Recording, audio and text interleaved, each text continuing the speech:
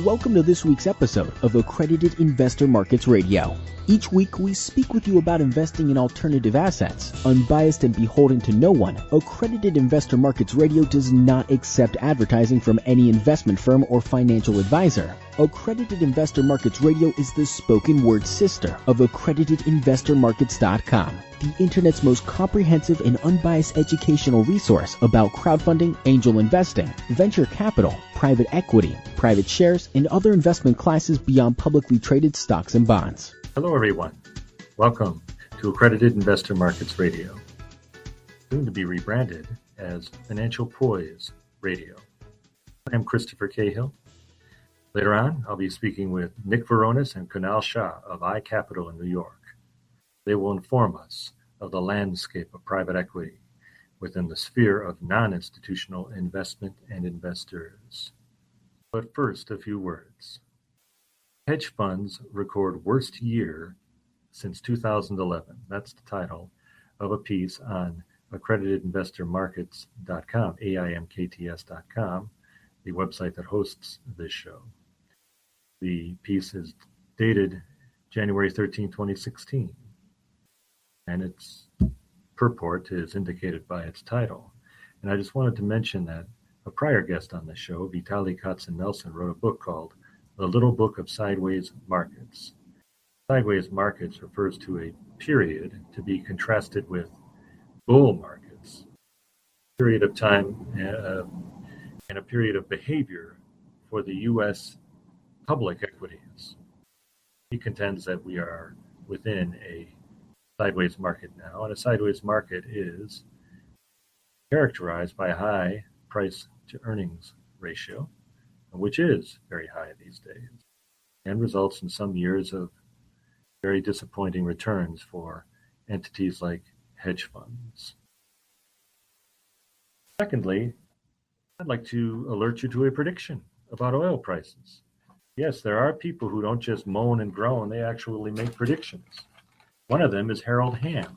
Harold Hamm is the chief executive of top U.S. shale oil producer Continental Resources.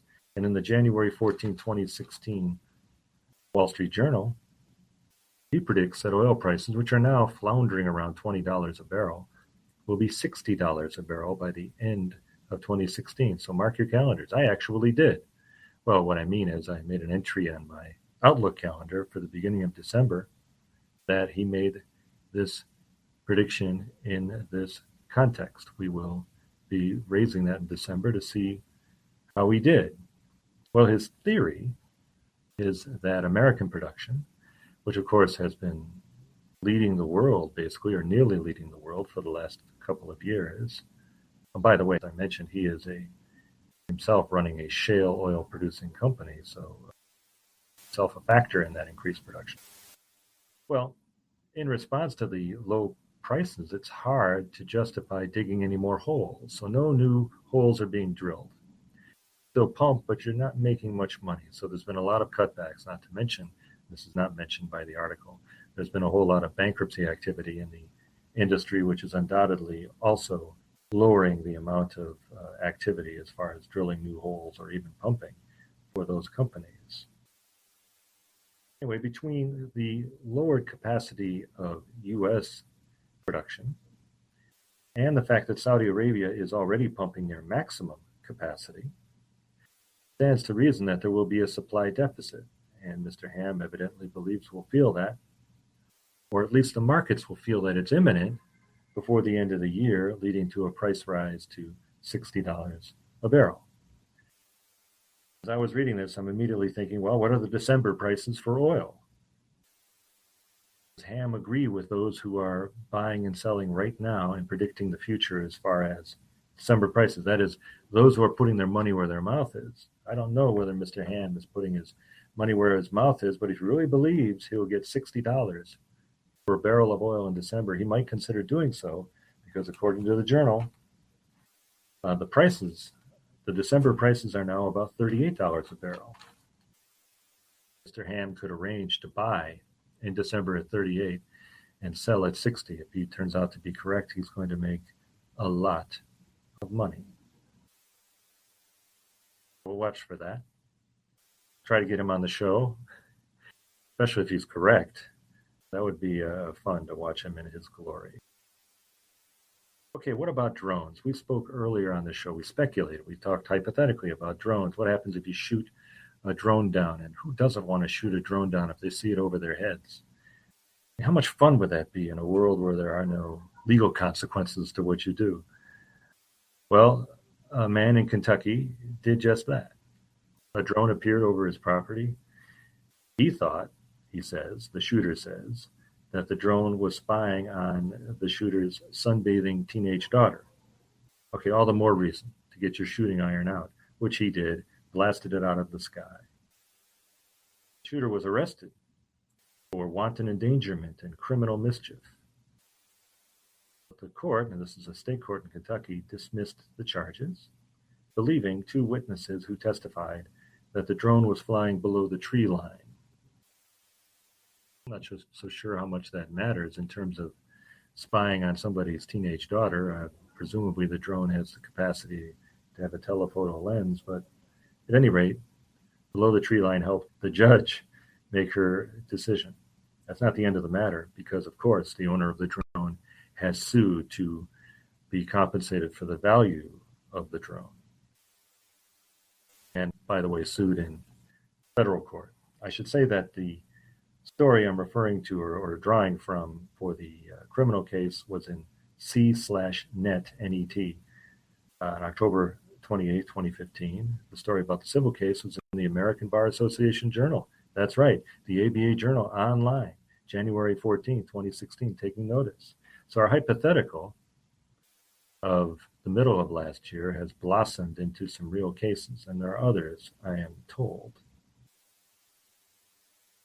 So the shooter in the civil case is quoted as saying, "In my mind, it wouldn't have been any different had he been standing in my backyard with a video camera." He shoots the camera out of his hand.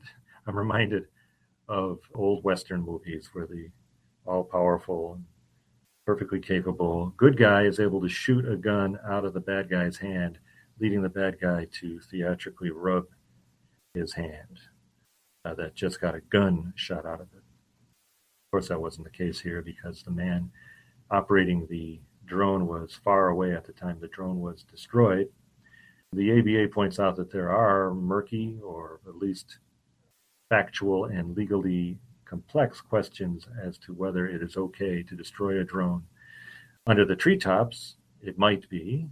It might be less okay to destroy a drone 200 feet up, which is where the drone owner, or as I call him, the droner, alleges that he was flying the drone in Kentucky.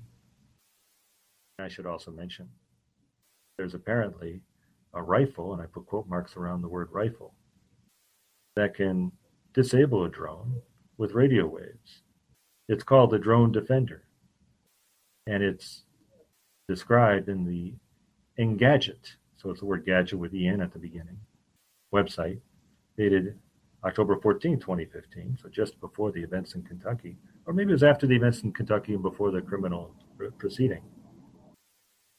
Anyway, the Drone Defender fires an electromagnetic energy blast at the drone, knocks the drone offline, knocks the drone out of the control of the drone operator. See where the military would love to have that capacity, and you can see where the military would love to have its opponents not have that capacity. Don't know whether this is sellable or whether it's permitted to be sold domestically, but that's one way to get rid of the drone without possibly killing somebody in the process. I don't know what happens to the drone when you knock it offline, whether it falls from the sky or what happens to it, I don't know. But for those of you who do not want drones staring at your private property, maybe there are ways to do it without blasting away. Now let's get on to the interview. Well, we're here with Nick Veronis and Kunal Shah. Nick Veronis is co-founder and managing partner of iCapital Network, where he oversees the company's private access fund, infrastructure, and origination. Mr. Veronis is also currently an operating advisor to Atlas Advisors, an independent investment bank based in New York.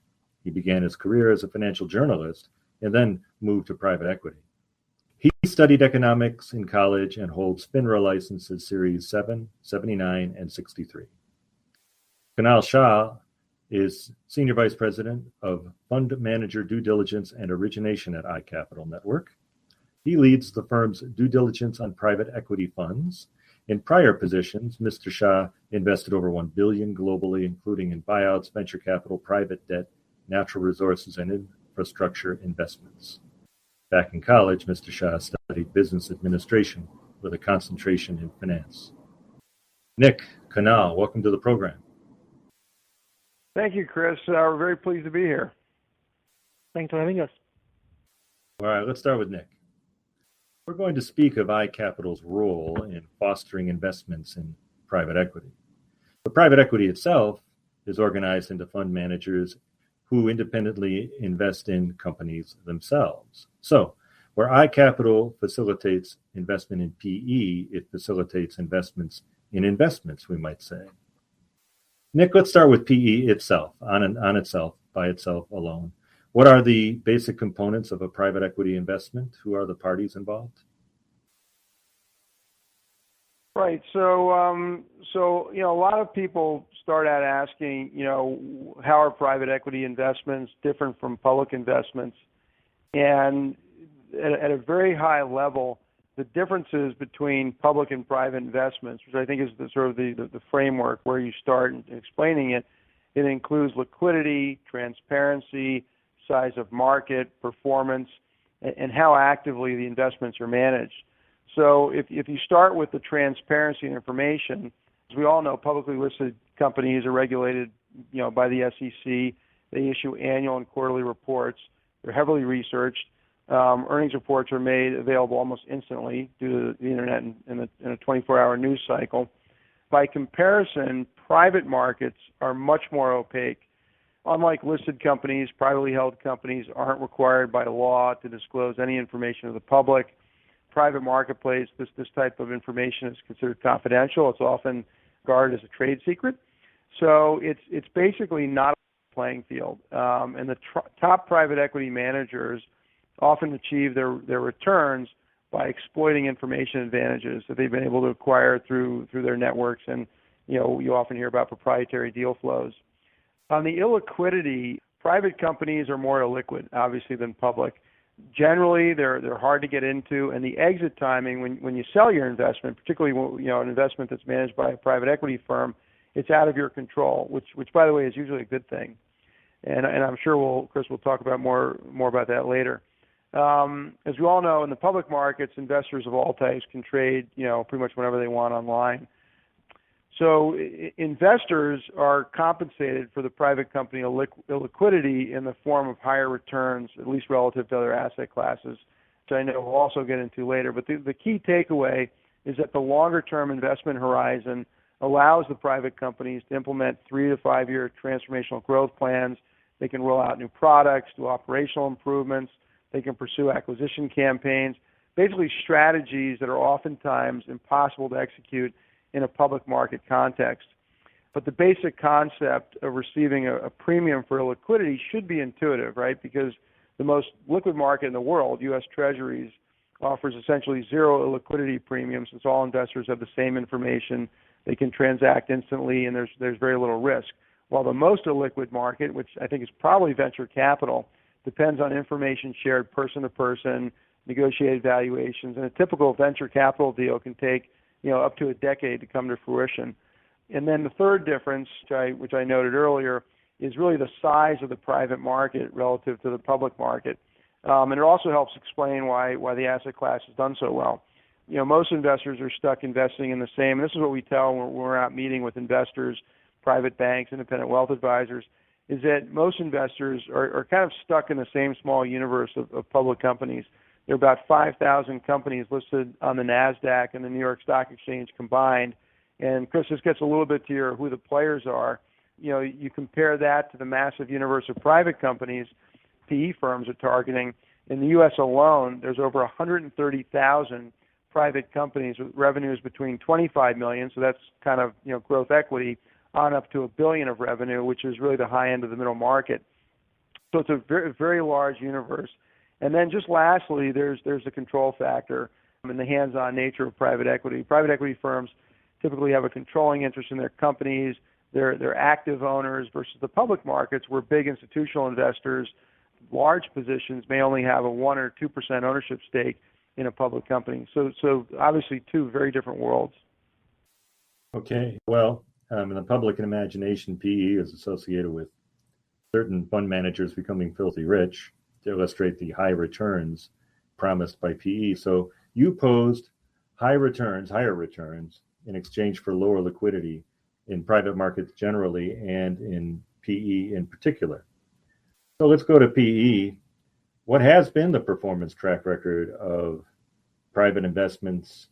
Well, just speaking about private investments then, what has been the performance track record of private investments, especially since the financial crisis compared to public markets? So I'll address private equity. I actually, trying to comment on just private investments broadly, people investing in, local companies, friends, businesses, real estate projects. I don't have that data, but private equity investments, so private equity managers have outperformed most other asset classes by 300 to 500 basis points over a 10, 15-year, and 20-year periods, over multiple time periods, obviously depending on what you're comparing it to. But if you take just private equity, over a 10-year basis, going back from June 30 of this year, the average is 13%, and that compares to the S&P 500 of 8%. On a 20-year basis, again, it's 13%, the same in PE. This is based on Cambridge data, and it's 9% for the S&P 500. I think it's interesting, there was an article, I don't know if you saw it in the New York Times last week, about private equity, and the thrust of it was that critics love to complain about private equity, its high fees, the egregious profits that managers are taking, but when you consider the returns, and this was what the article said, so what it said, and I'm paraphrasing a little bit, is that if all the barriers and regulations came down for the average retail investor, it would just unleash a flood of commitments. And I think the article actually said, quote, it would make a Black Friday line at Target look zen. So the Times, by the way, used the returns of the California Public Employees Retirement System, or CalPERS, which is the nation's largest pension system, to make its point. So CalPERS recently disclosed that it paid, I think it was $3.4 billion in fees over the last 25 years to private equity managers. But during that same time period, the pension fund's private equity portfolio earned $24 billion and returned 12.3%, again, over 20 years after fees. And last year, CalPERS earned 1% investing in stocks compared with a gain of 8.9% from private equity. So I think the private equity industry has not necessarily done a good job from a PR standpoint in promoting itself and, dealing with, the powers that be in Washington. But they've done a very good job for their investors. And they're actually, what they do is very good for the economy. Nick, you've cited returns of 13%, generally speaking, of private equity throughout the last 20 years, essentially. It sounds kind of almost stable. Has the story or performance landscape of private equity changed or evolved in recent years?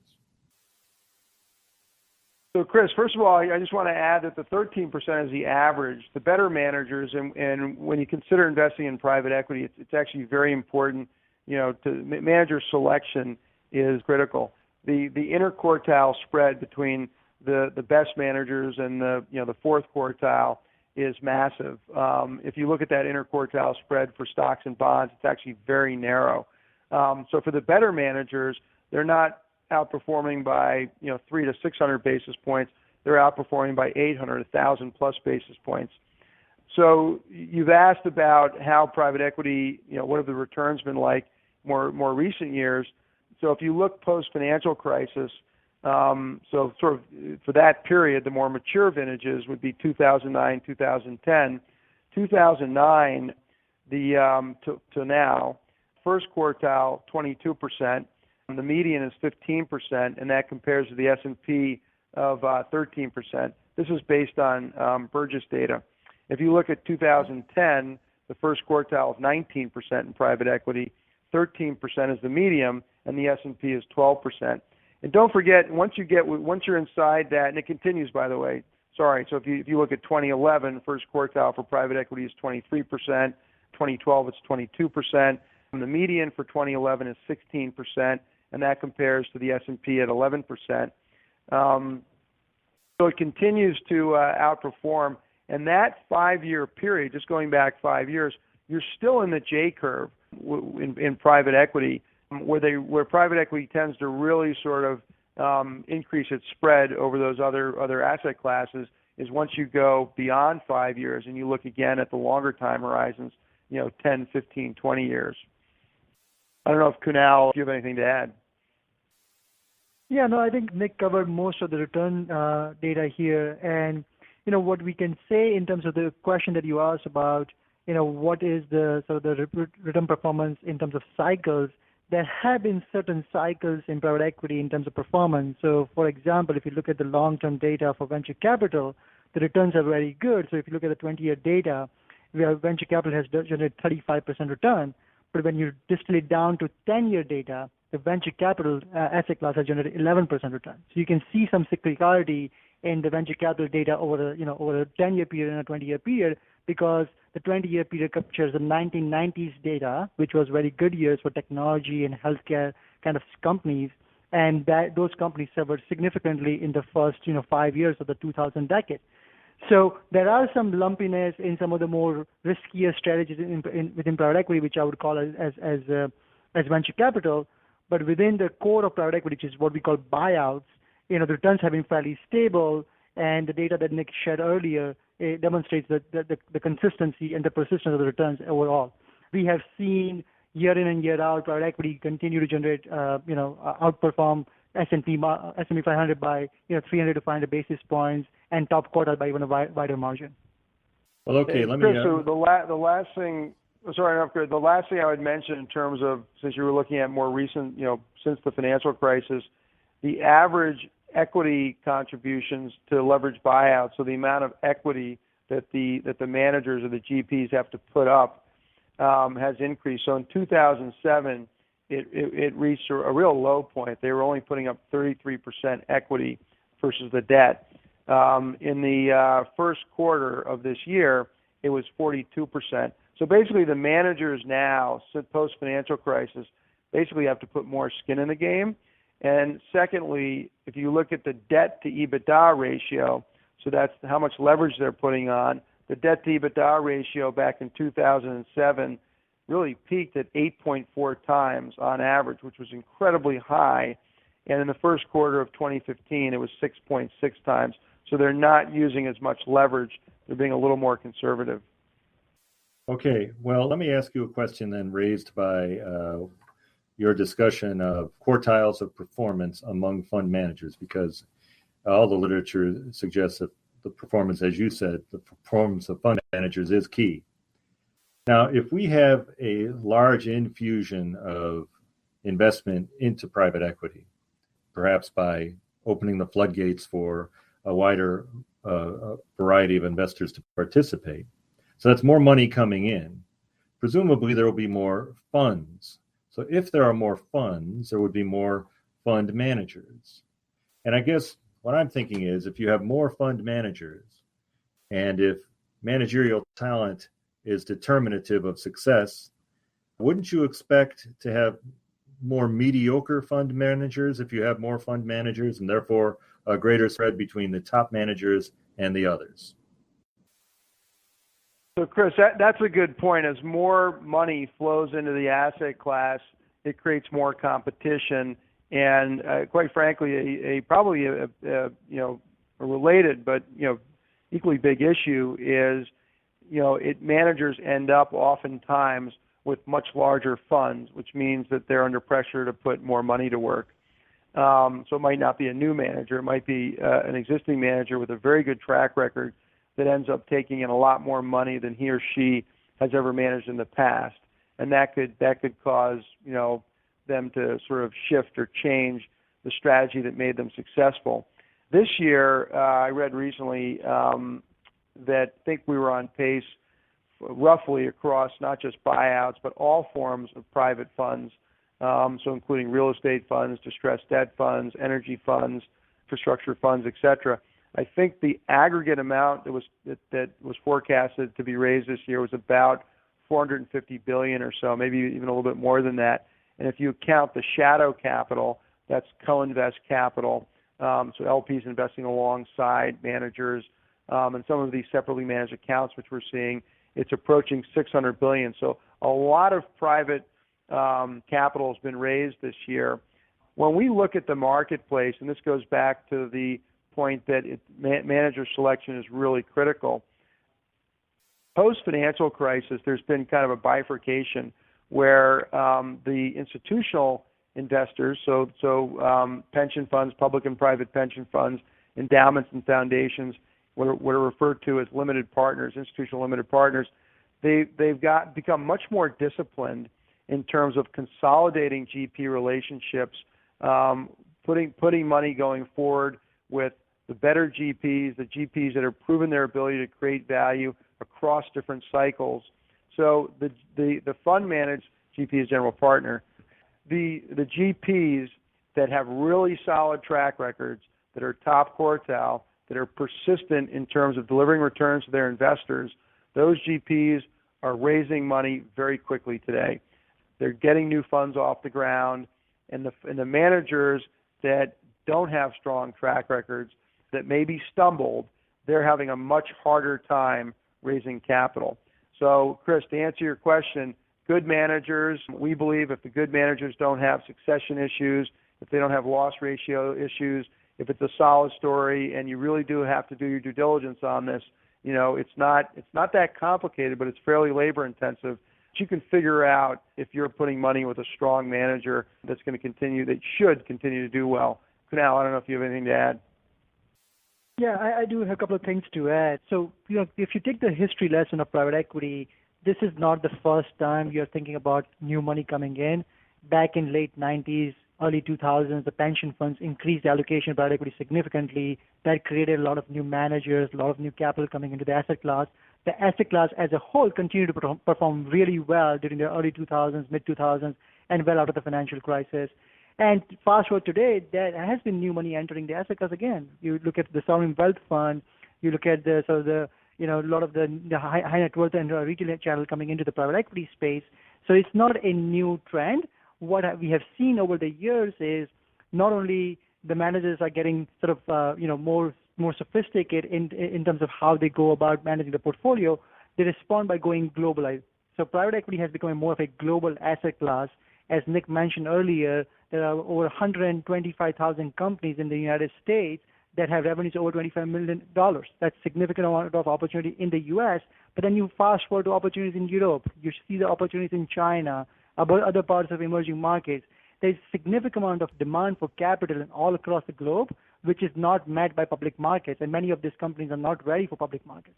That's the sweet spot for private equity, where they can come in, take an active ownership, become more sophisticated, and make the underlying teams more sophisticated, and then make a sale happen 4 or 5 years down the line, where there is a willing buyer who is willing to take on a company which is de-risked by private equity.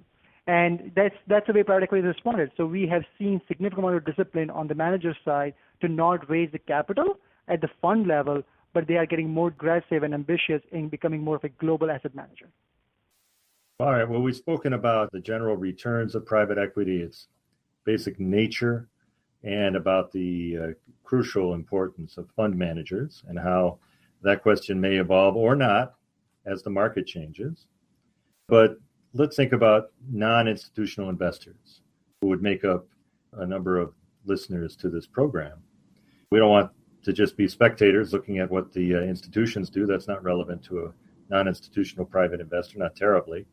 How can they stop being spectators? In other words, what are some of the ways in which a non-institutional investor can get in on this, can invest in private equity?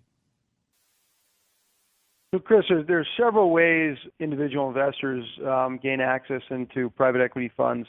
One way, and this is not in any particular order, one way is through a wirehouse, through a large global private bank like a J.P. Morgan, a Morgan Stanley, a Merrill Lynch, Goldman Sachs. So these are generally qualified purchasers. They're very wealthy individuals. and they'll call up their private banker.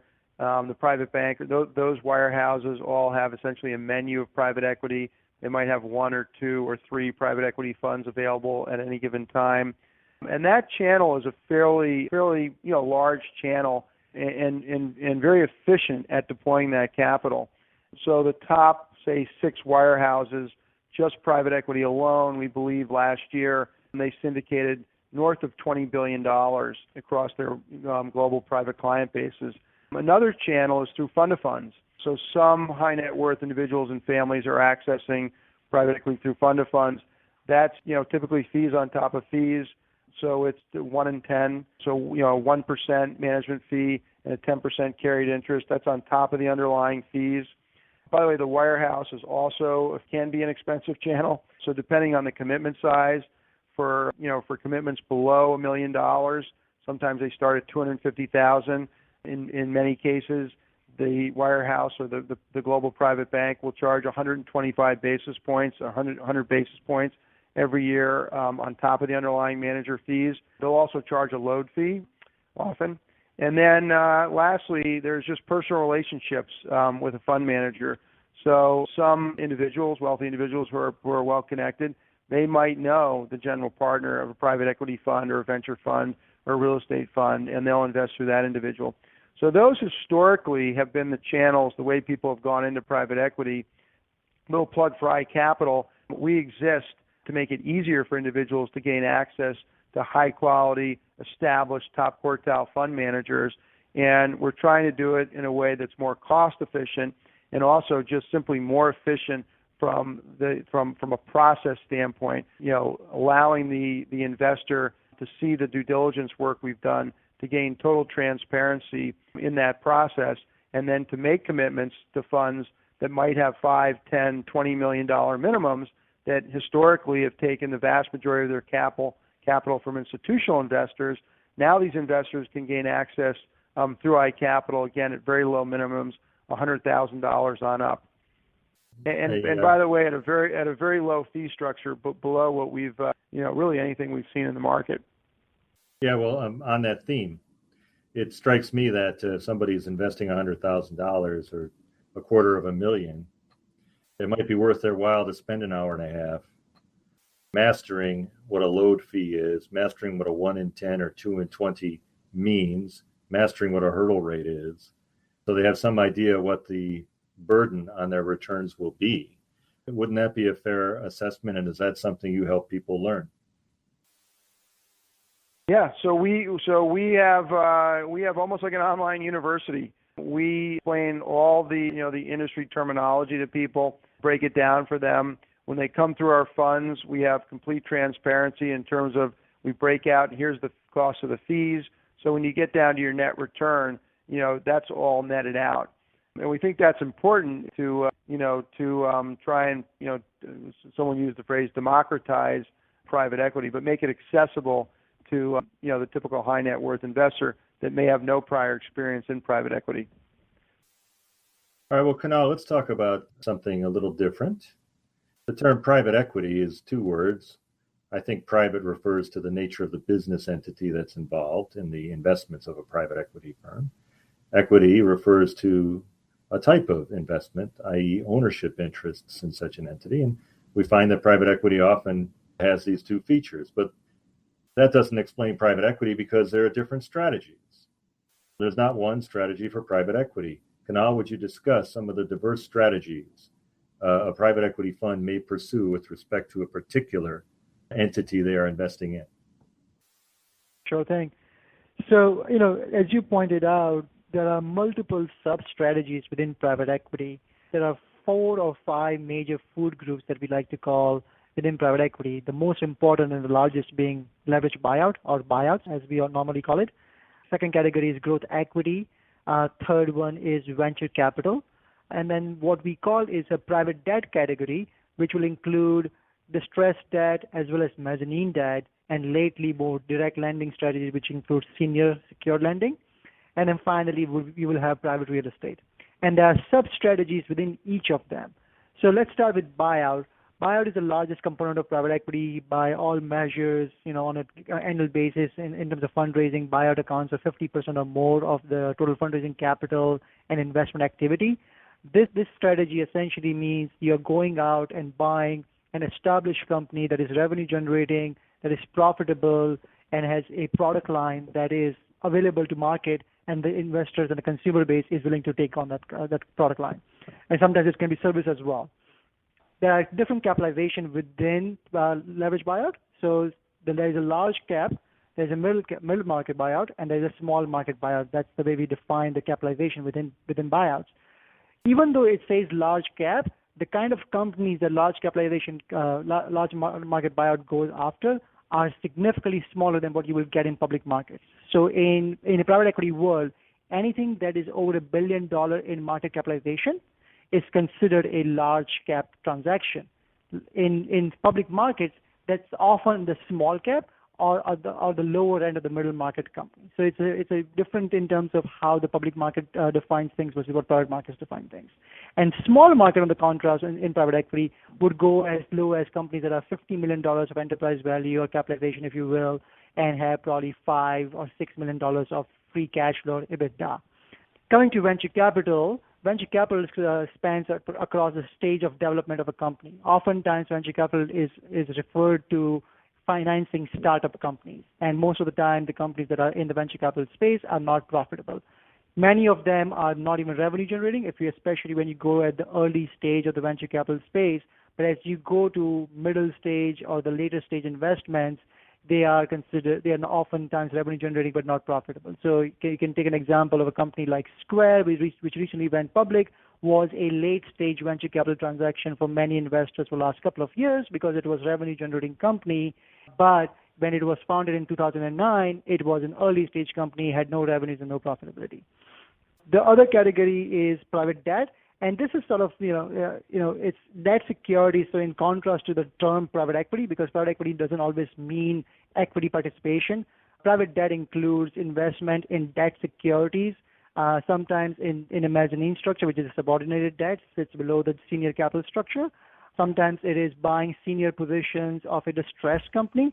So right now in the market, there is a decent amount of distress going on in the energy market, and you will see private equity fund managers with distressed debt capabilities going out and buying debt of some of those energy companies and underwrite it to a level where they expect the companies to bounce back, and they will eventually convert the debt position to equity to make the returns that they normally underwrite to. And then the final piece that I mentioned to you was, private real estate. Within private real estate, you can sort of you can slice the universe into core, value add, and opportunistic. The core is on the lower end of the risk spectrum. Normally, you're not going to get 20+% return in a core strategy, but the value add and the opportunistic within the private real estate are categories where you will get mid-teens to high teens, even sometimes low 20s in terms of net IRR. And the reason behind that is you're going after a property that is not well managed, requires improvement, requires capital infusion, and a private equity manager in the real estate space will jump in, will replace the management team of the property and infuse some new capital and make the property more functioning, increase the tenancy rate, increase the rent rates, and then create a property and sell it to a potential buyer in a few years down the line. So those are the different categories of private equity and different risk profiles. As I mentioned earlier, venture capital is on the riskiest of the risk profile. So venture capital is a space where there are high losses, but the return potential is significant. Whereas the private debt is on the lower end of the risk spectrum because you have the security of debt instruments that oftentimes give you seniority in the capital structure and in bankruptcy process. Well, all right. That is a palette, if you will, of different strategies. Private equity A does not equal private equity B, does not equal private equity C, and so forth. But I guess it also follows that not all strategies perform universally well. A specific strategy will work better at one point than it would at another. Kunal, I was wondering if you would talk a little bit about how individual strategies have done better or worse over various times. For example, you mentioned oil and gas being an attractive play now for private debt. Yeah. So, to your point, there are segments of the market cycle where certain strategies in private equity will perform well. I would say that private debt, especially when you're lending, not necessarily buying distressed stuff, lending strategies are fairly consistent in terms of performance. They normally tend to give you high single digits or low double digits with limited loss ratios, especially if you're going in, and investing with a high quality manager, because again, you have the protection of a debt instrument in those investments. On the other hand, when you're going after a cyclical business like an energy business, which is what's going on right now with the cyclicality in energy space has peaked, you have to live and die by the commodity price cycle. So 2008 onwards, so if you bought an energy stock or energy company in 2009 when the oil was trading at $30 per barrel, it was a great time for the next 5 years because oil went from $30 a barrel to well over $100, and was a great time for investors to make money because there was a shale revolution that was happening in the United States. Well, what happened was there was a little bit too much capital that went into the space, and there was an oversupply, and the global demand for that kind of stuff went down. So now equity in participation in energy companies don't make sense because it's right now at an all-time low in terms of oil prices, or at least 7-year low in oil prices. But there's a very good opportunity, and some people are taking advantage of it. If you have the long-term horizon, is you buy investment into a distressed energy company through an equity participation or sometimes debt participation, and you work with the management team to reduce the cost of production and reduce the overhead cost, and just wait for the cycle to rebound and let the oil price go up. So that's a spectrum of different ways you can make money. Again, as I said earlier, the venture capital route is one of the most riskiest route within private equity. That's the area where you will invest in dozens of experimental projects and hope a very small subset of that ends up representing the vast majority of the returns. Whereas a buyout investment will go after more stable companies, and the likelihood of that company going under in a very broad portfolio will be very small. You will have some loss ratios, but having complete wipeouts is very limited in a buyout strategy. I don't know if you have anything to add. No, I think from that standpoint, private equity, maybe you look at it and it's not dissimilar from, other assets. If you look at distressed, as Kunal is saying, distressed investing, those managers tend to do very well in a high default rate market. So when there's a high default rate, there's a lot of distressed assets. The experienced managers are very aggressive. They deploy capital rapidly, and they're just very good at going in and doing kind of, deep due diligence and making quick decisions. And again, a strong growth equity buyout shop should be able to outperform the market really in any cycle. I mean, they should continue to find attractive growth opportunities. Lots of examples of that. All right, that has been the view from maybe 1,000 kilometers up.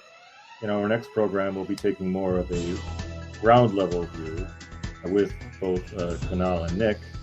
But for now, this has been Accredited Investor Markets Radio.